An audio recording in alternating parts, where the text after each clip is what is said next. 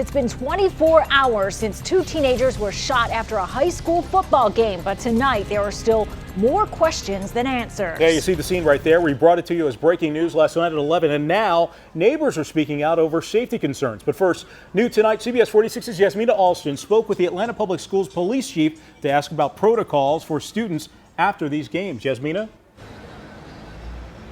Mike, that's right. I just got off the phone with the Atlanta Public Schools police chief, who says they have security plans in place for those football games, as well as how parents should pick up their kids. But still, people who live around that stadium say hundreds of kids end up in their neighborhood.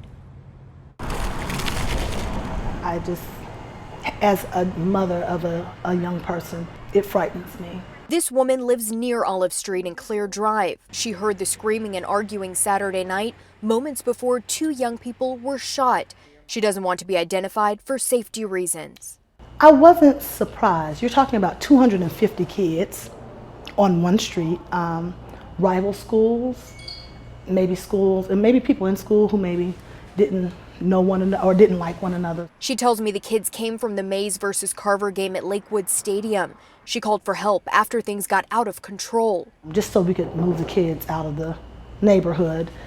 And that's when the gunshots started firing and kids started running everywhere. While the crowds of kids are common for this neighborhood after a game, the gunshots were not. And that is problematic, particularly if you're sending kids, you have these kids who are on the street, 250 of them unsupervised, and I'm saying 250, it might have been more, I don't know. But it was a lot of children. According to Atlanta police, a 12 and 16-year-old were shot. The reason and the shooter still unknown. Typically, things like that just don't happen on our street. Our neighbors know one another. This mother says throughout the entire situation, her #1 priority was to get help for those two boys and urge young people to be more careful. Go home, because there may be a situation where your mother, your father don't see you again.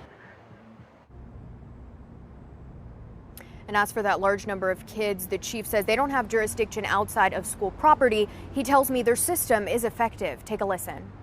We haven't had any issues as long as I've been here. We have a security plan for both Lakewood and Grady. And in that security plan, it encompasses duties and details for officers and security guards who work the game.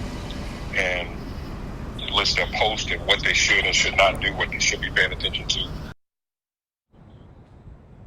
There's still a lot of questions about that shooting and if those two young boys were at that game that night. And this is a story that will, of course, continue to follow and update you. For now, we're live in Atlanta. Jasmina Alston, CBS 46 News. And maybe